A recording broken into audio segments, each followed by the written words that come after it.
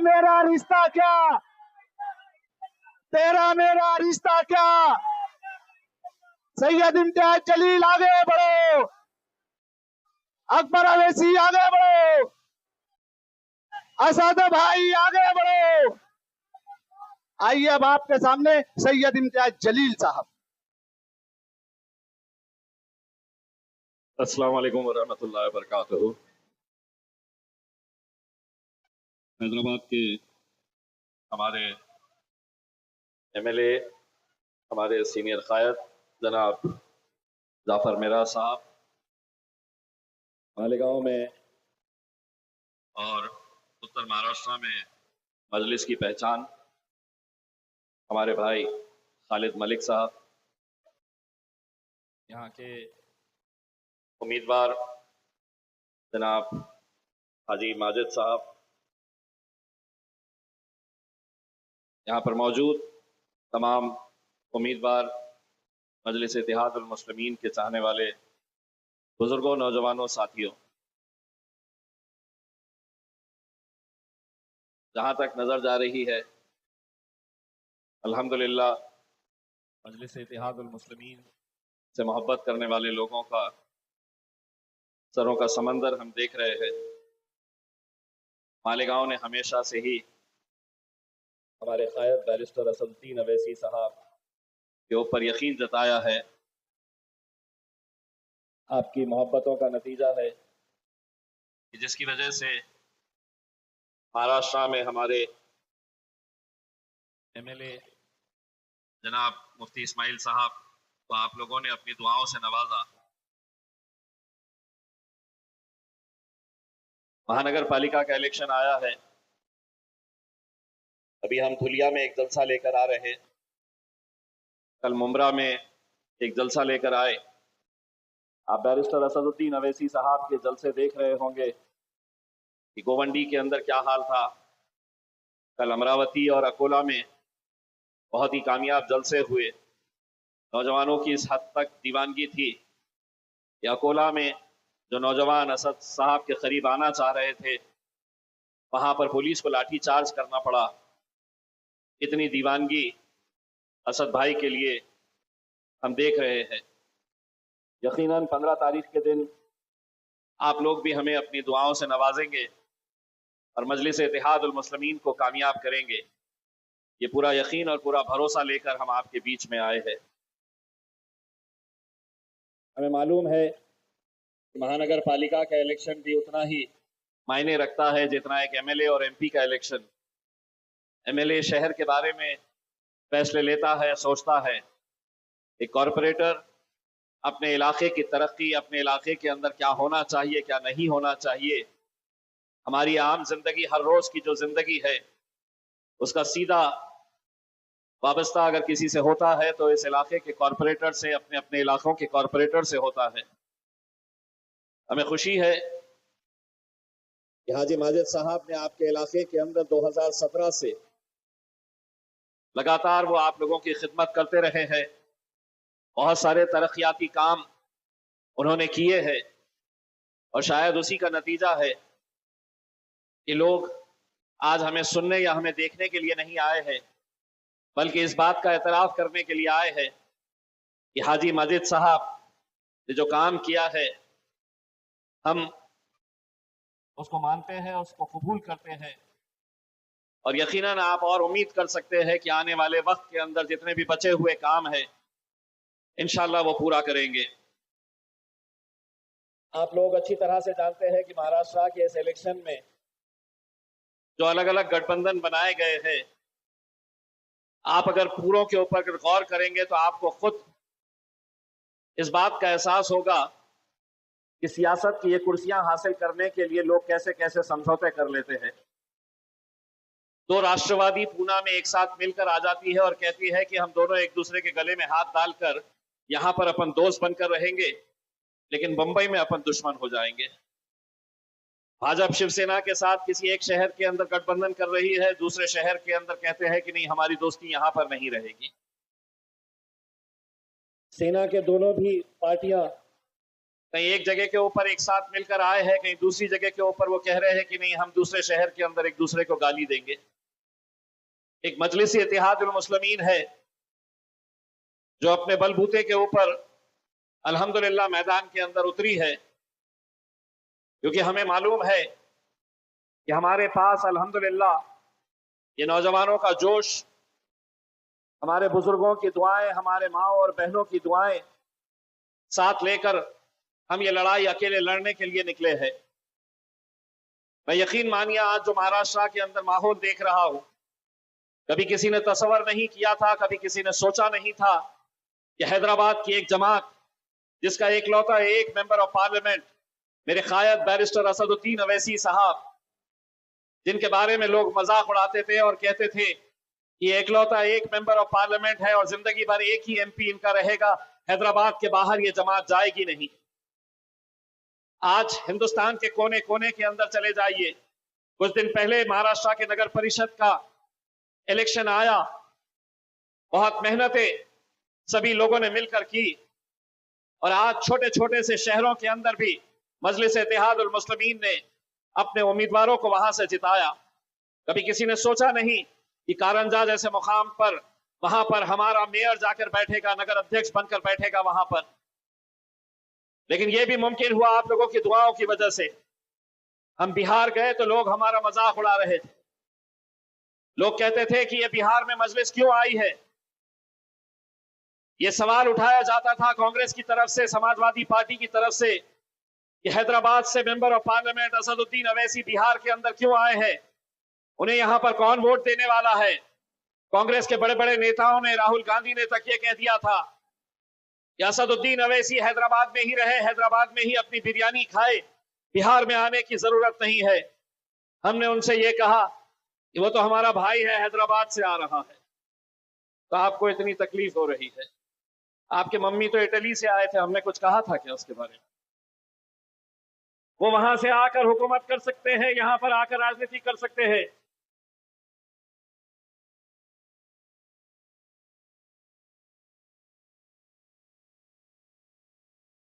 देखिए, मैं ऐसे नौजवानों की बहुत कदर करता हूं।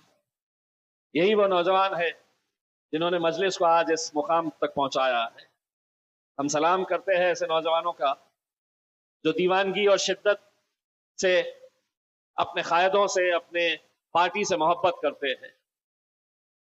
तो मेरे भाई, उस वक्त हमने उनसे ये कहा था कि हम नहीं चाहते हैं कि भारतीय जनता पार्टी वहां पर जीते, लेकिन हमारे कोई सुनने के लिए तैयार नहीं था। अकड़ इतनी थी, घमंड इतना था कि कहते थे कि नहीं, मजलिस को यहां पर कोई साथ ही नहीं देगा। अल्हम्दुलिल्लाह बिहार की आवाम ने ऐसा साथ दिया कि वहां पर 5 मेंबर ऑफ लेजिस्लेटिव असेंबली, 5 आमदार बिहार के अंदर बिहार की आवाम ने मजलिस को चुन कर दिया।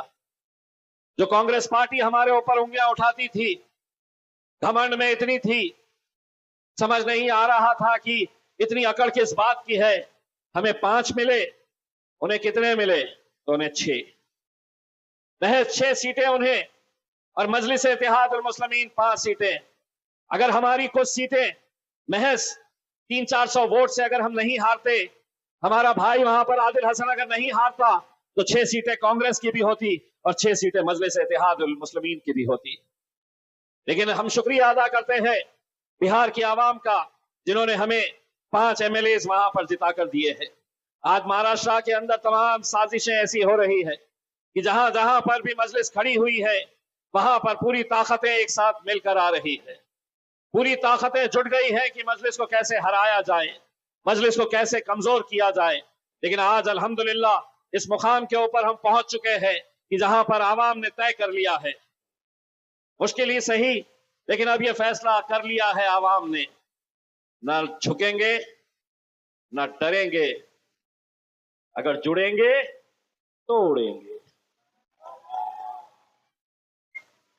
हम आपसे जुड़ने की अपील करने के लिए आए हैं। हम आप लोगों से जुड़ने की इल्तिजा करने के लिए आए हैं, और इसलिए भी ये इलेक्शन महज कुछ कॉर्पोरेटर्स जीत कर आ जाएंगे इसके लिए नहीं। आज हमारी अपनी क़यादत, हम हर उस जगह पे करना चाहते हैं जहां पर इतनी बड़ी तादाद, इतनी बड़ी आवाम हमारी मौजूद है। अगर हम यहां पर अपनी क़यादतों को खड़ी नहीं करेंगे तो फिर कहां खड़े करेंगे मेरे भाई। इसीलिए आज मैं आप लोगों के बीच में आया हूं तो सिर्फ ये इल्तिजा करने के लिए आया हूं। यह ऐसे दौर से हम लोग गुजर रहे हैं कि जहां पर हर रोज आप देख रहे हैं कि किस तरीके से हमें निशाना बनाया जा रहा है, कैसे हमारे मस्जिदों को, हमारी दरगाहों को, हमारे इबादत गाहों को, हमारे मदरसों को कैसे निशाना बनाया जा रहा है। अल्लाह से दुआ करिएगा मेरे भाइयों, गिड़गिड़ा के अल्लाह से दुआ करिएगा। ये हुकूमत की नजर अक्कल कुआं के मदरसे के ऊपर है मेरे भाई। बहुत कोशिशें हो रही है उनकी तरफ से, बहुत साजिशें हो रही है। ये मदरसा जिसने हजारों नहीं लाखों की तादाद के अंदर उलमाओं को यहां से भेजा है, पूरी हिंदुस्तान में नहीं पूरी दुनिया के अंदर, आज पूरी हुकूमत उसके ऊपर नजर लगाए हुए है। पूरी साजिशें चल रही है कि अक्कल कुआं के मदरसे के अंदर क्या क्या ढूंढ कर निकाला जा सकता है ताकि उस मदरसे को बंद किया जाए। हजारों बच्चे हर रोज वहां पर तालीम हासिल कर रहे हैं। हजारों बच्चे वहां पर कितने दिनों से रोजा रख रहे हैं, अल्लाह से गिड़गिड़ा के दुआ कर रहे हैं कि अल्लाह ये जालिम हुकूमत की नजर हमारे इस मदरसे के ऊपर ना पड़े। लेकिन कैसी कैसी एजेंसीज वहां पर लगा दी गई है, ईडी लगा दी गई है, सीबीआई इंक्वायरी कर रही है, इनकम टैक्स के अधिकारी कभी आ जाते हैं, पुलिस वाले कभी आ जाते हैं। मकसद यही है कि एक इतना बड़ा इदारा जो हमारे लिए क्या मायने रखता है उन्हें अंदाजा नहीं है, लेकिन उस मदरसे के ऊपर इन जालिमों की नजर है मेरे भाई। हमें अपनी क़यादत खड़े करने का वक्त आया है मेरे भाई। संजीदगी से सोचिए इस बात को कि हमें कैसे कैसे मरहलों से गुजरना पड़ रहा है। आज इससे बढ़कर और क्या चाहिए हमें कि हमारी एक बच्ची, उसका हिजाब, उसका नकाब एक मुख्यमंत्री अपने हाथ से खींच लेता है। सोचिए, आप तसव्वुर करिए कि आपकी अपनी बेटी, अपनी बहन वो खड़ी हुई है और एक कोई गैर आदमी होगा तो मुख्यमंत्री किसी राज्य का, लेकिन तुझे कोई इख्तियार नहीं है कि हमारी बच्ची का नकाब तू खींचे। और ये उस हुकूमत का हिस्सा है जिसके वजीर आजम नरेंद्र मोदी चीख चीख कर कहते हैं महिलाओं की सुरक्षा, महिलाओं का सम्मान। और यहां पर उनके प्यादे लाडली बहन बच्चियों से कहते हैं कि ये हमारी लाडली बहन, और तुम हमारी बच्ची का हिजाब, उसका नकाब अपने हाथ से खींच रहे हैं। सोचो उत्तर प्रदेश, बिहार के गुंडों को क्या संदेश गया होगा कि अगर एक मुख्यमंत्री एक बच्ची का नकाब खींच सकता है तो हम तो सड़क चलते हुए किसी भी बच्ची का दुपट्टा, किसी का भी पल्लू खींच सकते हैं, किसी के भी बुरखे के साथ हम छेड़खानी कर सकते हैं। अगर ये बस नहीं हुआ तो उत्तर प्रदेश का एक मंत्री, भारतीय जनता पार्टी का एक मंत्री बयान देता है, इतना बवाल क्यों कर रहे हो, नकाब ही तो खींचा है। सुनिए, वो मंत्री है, मिनिस्टर है भाजपा की हुकूमत में, वो बयान देता है कि इतना बवाल क्यों कर रहे हैं, नकाब ही तो खींचा है। अगर हाथ इधर उधर चले जाता तो क्या करते। मैं कोई कांग्रेस या राष्ट्रवादी का नेता नहीं हूं। पूरे हिंदुस्तान में अगर उसको किसी अच्छी भाषा जो समझ में आती है उसमें अगर किसी ने जवाब दिया है तो वो जवाब हमने दिया है।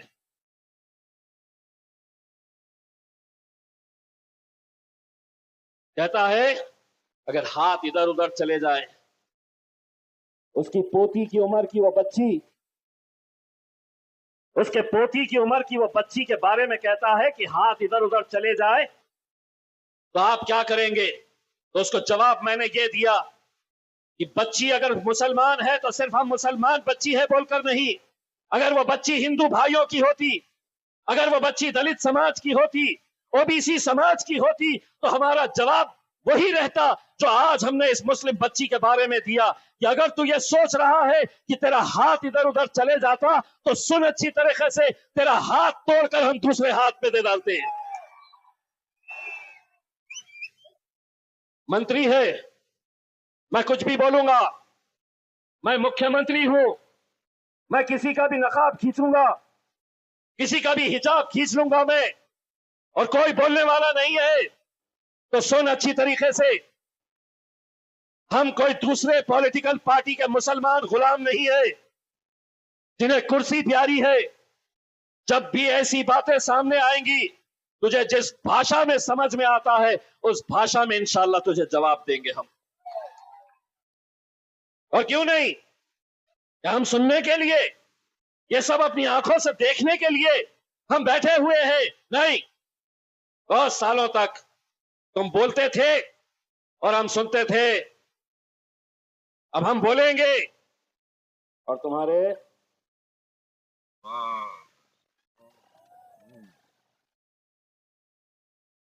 देखिए, ये जो कैमरे वाले हैं ना, ये बैठे रहते हैं इंतजार में कि कुछ तो बोलेगा। फिर पुलिस वाले भी है, इंतजार में रहते हैं कि कब लेना इनको अंदर।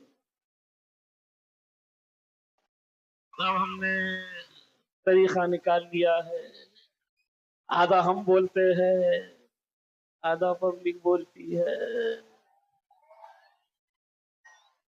लो, आधा हम बोल रहे, आधा ये बोलेंगे। मोदी जी, भाइयों और बहनों, उत्तर प्रदेश का हमारा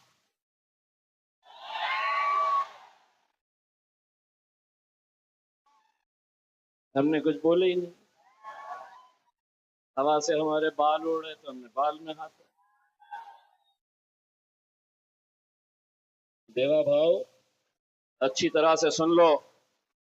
अगर ये समझ रहे हैं कि कुछ भी बोलेंगे, कुछ भी करेंगे, तो सुनो। इतने सालों तक तुम बोलते थे, हम सुनते थे, अब हम बोलेंगे और तुम्हारे, अब हम बोलेंगे और तुम्हारे पता क्या केस अपने पे कहां से होता? बाबा जी का। जाओ, घंटी बजाते बैठो, दोष नहीं होता। लेकिन हमको भी समझ में आ गया है, कानून सबूत मांगता है। सबूत है, आधा हमने बोले, आधा बस आप लोगों को यह समझना है अच्छी तरीके से। इस दौर के अंदर जो हालात से हम गुजर रहे हैं, इससे बदतर हालात और तसव्वुर मत करिए। सत्ता का घमंड है, हुकूमत हमारी है, हम कुछ भी करेंगे, हम कुछ भी बोलेंगे, तुम्हें सुनना पड़ेगा। तो एक बात अच्छी तरह से समझ लो, अभी सत्ता का नशा है, मगर बहुत पछताएगा उस दिन। तो हमसे क्या, हमारे साए से भी घबराएगा उस दिन। प्रशासन मेरा, गवर्नमेंट मेरी, पुलिस मेरी, मैं कुछ भी करूंगा। तो सुन, अभी सत्ता का नशा है, मगर बहुत पछताएगा उस दिन। तो हमसे क्या, हमारे साए से भी घबराएगा उस दिन, जिस दिन हमारे हाथ से छूटेगा सब्र का दामन। तुझे तेरी औकात का पता चल जाएगा उस दिन।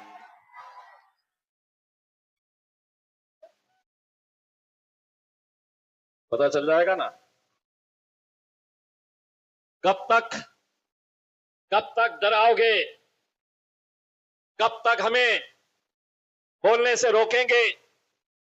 अगर बोलने का इख्तियार उनके पास है, मुझसे कहा मीडिया वालों ने आके कि साहब, शिवसेना के और भाजपा के नेताओं ने यह मांग की है, इम्तियाज जलील ने जो उस मंत्री के बारे में बयान दिया है, उसके खिलाफ FIR रजिस्टर होनी चाहिए।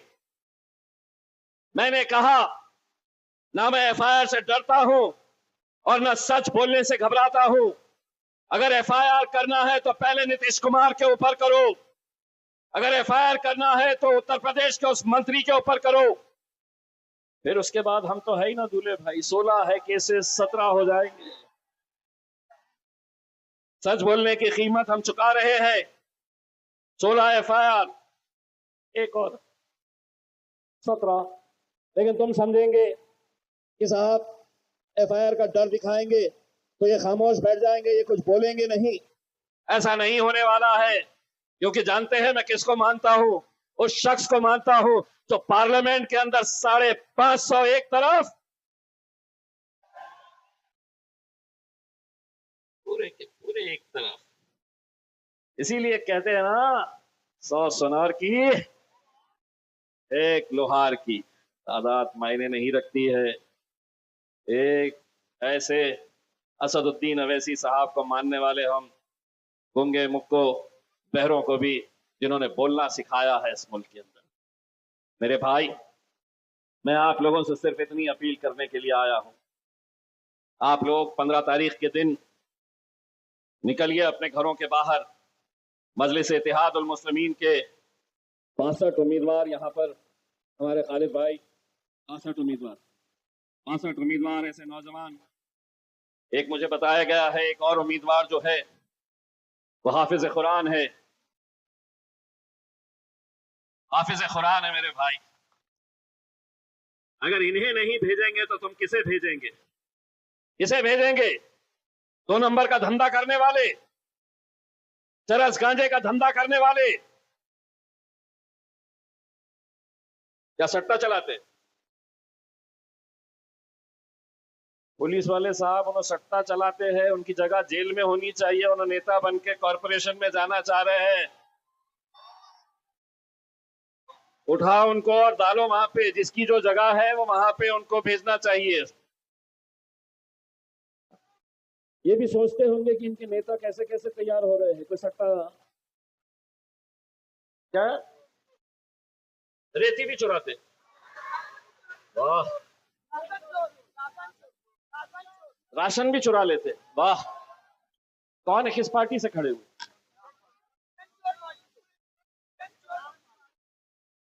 वल्लाह काम इतने अच्छे। रेती चोर, अनाज चोर, 2 नंबर के धंधे, सट्टा, मटका। क्या बोल रहे चाचा? जोर से बोलो ना, मैं हूं ना। जमीन, जहां जमीन दिख रही वो भी हड़प। और उसके बाद पार्टी का नाम क्या? अल्लाह, पार्टी का नाम देखिए साहब, और काम देखिए इनके। कौन चला रहा है ये पार्टी? अच्छा, जाफर भाई ने जो बोले हैं। जी जी जी, समझ गया। तो मेरे भाई, पूरे के पूरे भाई, मेरी इल्तिजा ये है, तुम उम्मीदवार वैसे ही रख लो, तुमको ऐसे ही उम्मीदवार मिलने वाले हैं, लेकिन मेहरबानी करके पार्टी का नाम बदल दो। पार्टी का नाम, जो नाम हमारी शिनाख्त, हमारी पहचान है मेरे भाई। पूरी दुनिया इस्लाम को जिस नजरिए से देखती है, आप उस इस्लाम नाम का इस्तेमाल राजनीति के ये घटिया लोगों की वजह से खराब करेंगे। आपको कोई और नाम नहीं मिला था। सियासत सियासत की जगह पे, लेकिन क्या कहेंगे हम? ये लोग क्या कहेंगे? इस्लाम पार्टी को हमें हराना है, हमारा दीन, हमारा मजहब ये अलग, लेकिन तुम अपनी सियासी दुकान चलाने के लिए अगर ये काम कर रहे हैं तो मैं तुमसे सिर्फ इल्तिजा करूंगा, ये चोरों लुचक्कों को लेके जाइए साथ में, अपने कंधे पे बिठाइए, अपने सर पे बिठाइए, लेकिन इस नाम को बदनाम मत होने दीजिए। पूरी दुनिया के अंदर आज इस्लाम को निशाना बनाया जा रहा है और आप यहां पर अपनी सियासी रोटियां सेकने के लिए ये धंधे कर रहे हैं।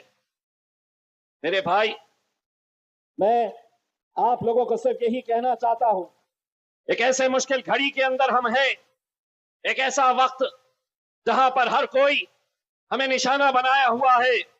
हर रोज आप सुन रहे हैं, हमसे यह पूछा जा रहा है कि आपका बर्थ सर्टिफिकेट निकालो, आप यहां पैदा हुए थे या नहीं पैदा हुए थे। पुलिस स्टेशन में जाकर बैठ रहे हैं।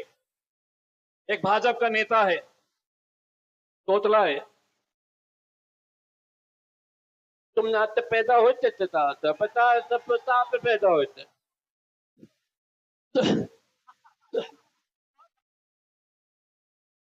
ये माले तो में पुत्ता ले तो क्या बोल रहा बे, सीधा बोल। वो में से सुप्यारी निकाल के बात कर। जा वहां घूम रहा, पहले बर्थ सर्टिफिकेट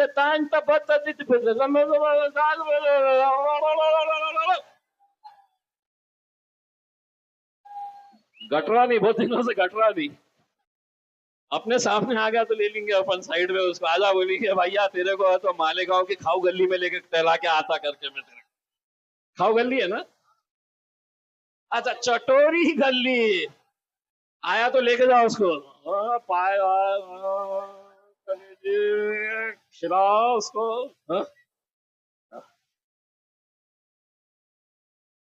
एक एक मोहतरमा है,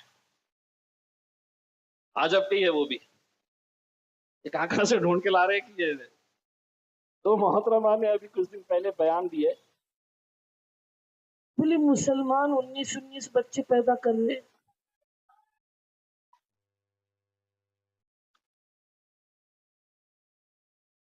मैं मेरे तमाम हिंदू भाइयों और बहनों से बोलना चाहती हूँ कि तुम भी बच्चे पैदा करो। वो लोग 19 बच्चे पैदा कर रहे, पाकिस्तान बनाने का उनका चक्कर है। मेरे साथ थी वो लोकसभा में, देखती समझ में आ गया था ये खाली है करके, क्योंकि जिस तरीके के बयान सुनने को मिल रहे हैं, अब आप सोचिए उनके खुद के दो, मैं बोला शुरुआत आप ही कर दो ना, आप ही शुरुआत कर दो। और देश के सबसे बड़े नेताओं में गिनती होनी चाहिए कि देखिए हमारी भारतीय जनता पार्टी की एक महिला 19 बच्चे, और किसके है भाई 19 किसके है कि हाथ ऊपर करो, कहां से लेके आई वो? मैं जो दिल में आया, मतलब तुमने दूसरों ने पैदा करना और आपने कुछ नहीं, शुरुआत आप करिए, मोदी जी भी खुश हो जाएंगे। देखो कोई तो लीड कर रहा है,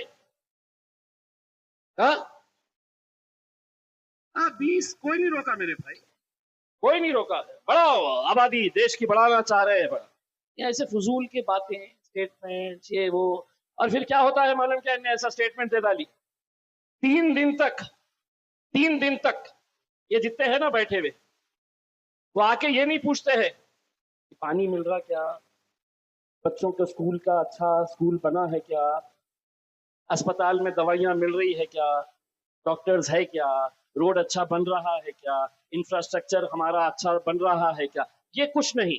उसने बोल दी तो ये आएंगे हमारे पास, वो मैडम ने बोले हैं कि बच्चे पैदा करना है करके, आपका क्या कहना है करके। तो 3 दिन तक प्राइम टाइम के ऊपर यही चर्चा होती रहेगी कि बच्चे 19 होना चाहिए या 4 होना चाहिए या 2 होना चाहिए। बहुत नाराज हो रहे होंगे आज, बहुत दे रहा हूं तुम लोगों को।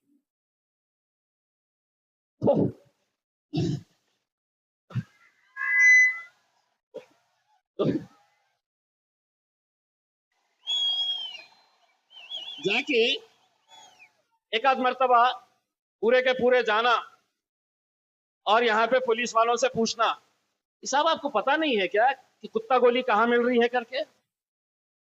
हाँ, नशे का कारोबार आज पूरे हिंदुस्तान के अंदर, सुनिए, बहुत संजीदगी के साथ ये बात कर रहा हूं मैं, और पूरी जिम्मेदारी के साथ ये कह रहा हूं, पूरे हिंदुस्तान के अंदर जहां जहां पर भी मुसलमानों की आबादी ज्यादा है, चाहे वो धुलिया हो, मालेगांव हो, औरंगाबाद, भीड़ हो, मुमरा हो, भिवंडी हो, सरकार की, हुकूमत की देख रेख के अंदर, पुलिस की जानबूझ को सब मालूम होने के बावजूद ये नशे का कारोबार चलाया जा रहा है।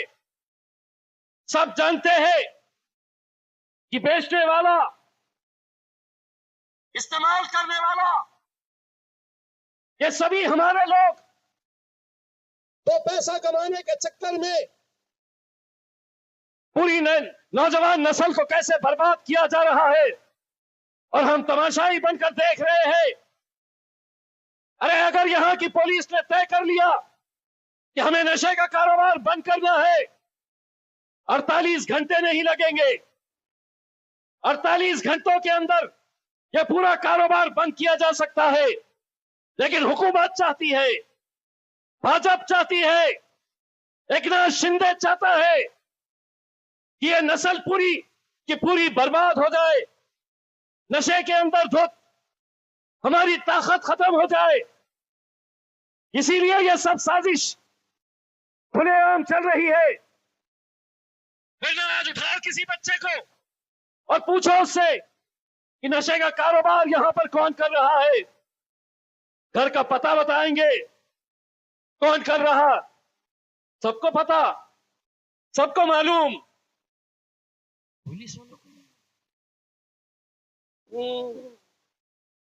नहीं पता उनको। मेरे भाई, अगर इन मुद्दों को अगर हमें लड़ना है,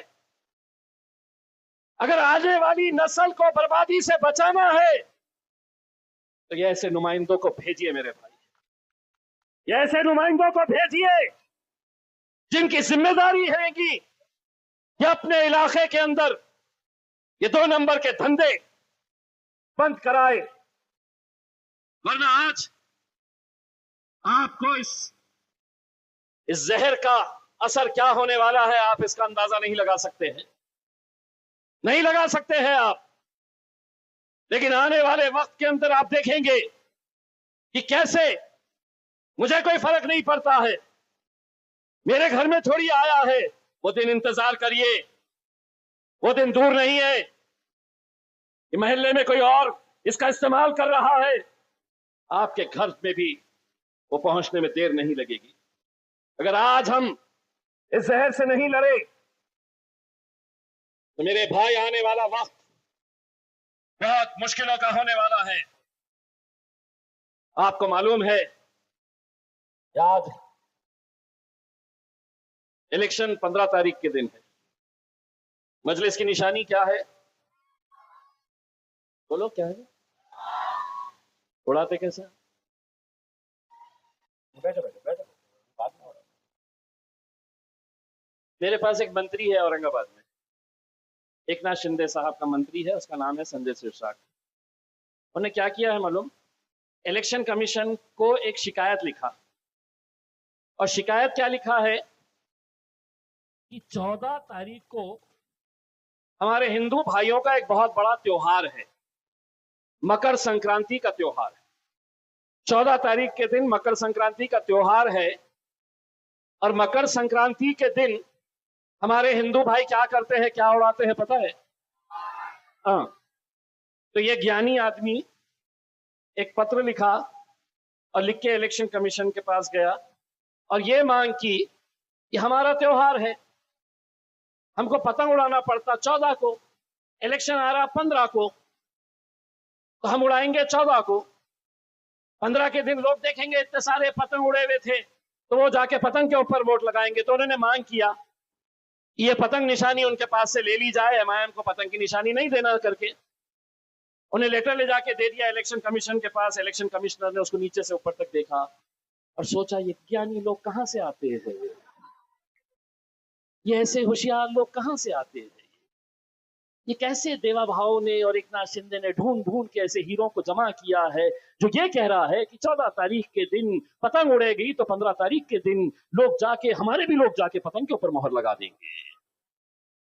तो मीडिया वाले आ गए पूछने के लिए, बोले संजय सिरसाट ने बोला है कि पतंग नहीं उड़ाना चाहिए। तो मैं बोला अब क्या क्या रोकेगा मेरे राजा, तेरे हाथ में पंजा है कि नहीं? मेरे हाथ में भी है, तो क्या काट के फेंक डालता 10 दिन के लिए कि इलेक्शन आ रहा है? हा? ऐसा हो सकता है? किसी की निशानी घड़ी है तो घड़ी ही नहीं पहनेंगे, घड़ी की तरफ देखे तो बोले नहीं ये गद्दार है। एक पार्टी की निशानी क्या है मालूम? सूरज। उसका बस चलता तो जाके बोल देता कि नहीं साहब इलेक्शन तक नहीं निकलना चाहिए, बिल्कुल नहीं निकलना चाहिए। मंत्री है साहब, ये हंसने की बात नहीं है, ये मंत्री है, ये हमको मतलब वो इलेक्शन कमीशन के पास गया तो मैं सोचा सीधा भागते हुए जाके नरेंद्र मोदी के पास चल जाऊं। मोदी जी मरना सबको है, मैं भी मरूंगा, वो भी मरेगा, लेकिन जब वो मरेगा तो उसका भेजा निकाल के रखो और दुनिया को दिखाओ कि कैसे कैसे ज्ञानी लोग इस देश के अंदर पैदा हुए थे। आप सोचिए मेरे भाई, अब मैं मालेगांव के पूरे मेरे हिंदू मेरे भाइयों को मैं ये पैगाम दे रहा हूं, माझा हिंदू बांधवांना मकर संक्रांतीचा हार्दिक हार्दिक शुभेच्छा। 14 तारीख के दिन तुम उड़ाएंगे या नहीं उड़ाएंगे? मकर संक्रांति तो इस बार हम बड़े धूमधाम से मनाएंगे, बड़े धूमधाम से पतंग उड़ाएंगे। और हम ये देखना चाहते हैं कि 14 तारीख के दिन त्योहार बड़ा है या राजनीति बड़ी है। अगर त्योहार बड़ा है तो हाथ में पकड़ना ही पड़ेगा हमारी, उड़ाना पड़ेगा हमारा पतंग। 14 को हम उड़ाएंगे, 15 को तुम बटन दबाएंगे और 16 को इंशाल्लाह हम सब जश्न मनाएंगे। तो है तैयार जश्न मनाने के लिए? बस जाते जाते वही नारा जो हिंदुस्तान ही नहीं दुनिया भर में गूंजा है कि तेरा मेरा रिश्ता क्या। दोनों हाथ ऊंचा करके, तेरा मेरा रिश्ता क्या, तेरा मेरा रिश्ता क्या। ला इलाहा इल्लल्लाह। अब कैमरा वालों घुमाओ हाथ और दिखाओ पतंग कैसे उड़ने वाली है। बोलो पतंग पतंग पतंग पतंग पतंग पतंग पतंग पतंग। बहुत शुक्रिया।